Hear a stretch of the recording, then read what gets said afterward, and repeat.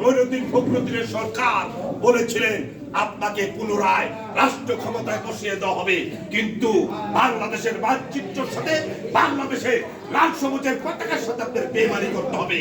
আমরা যেই সকল অবৈধ কাজ করেছি আপনি বহির্গতা দিবেন, কিন্তু দেশনেত্রী বেগম খালেদা জিয়ার জবানে স্পষ্ট একটা কথা ছিলেন যে না, ওই ধরনের আদর্শ নিয়ে আমি রাজনীতি করি না।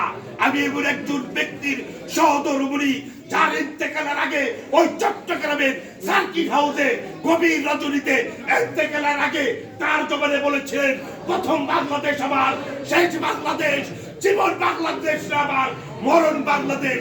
সুতরাং আজকে আরফাত রহমান কুরকুর জীবন দিবে কোনো আফসোস নেই, তারেকের জীবন দিবে কোনো আফসোস নেই, কিন্তু বাংলাদেশের 16 কোটি 18 কোটি মানুষের জীবনের ভাগ্যের পরিবর্তনের দায়িত্ব যেহেতু আল্লাহ রাসূলের দরবার থেকে এসেছে, আমি খালেদা জিয়া বিন্দু মাত্র দেশের জনগণের সাথে বেইমানি করব না।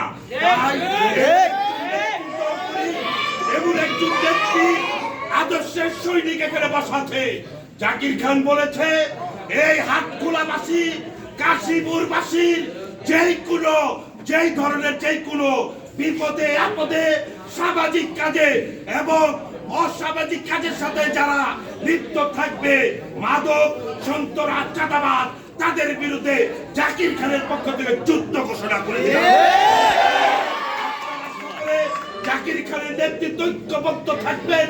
তারেক রহমানের নির্দেশ, এই জাতীয় সংসদ নির্বাচনে আমরা তারেক রহমানের প্রার্থীকে জয়যুক্ত করে আমার মা খালেদা জিয়ার পবিত্র ওই নীতি আদর্শ নারায়ণগঞ্জে জাকির খানের নেতৃত্বে আমরা বাস্তবায়ন করব ইনশাআল্লাহ। পরিচালনা করার জন্য বিশেষভাবে অনুরোধ জানাচ্ছি।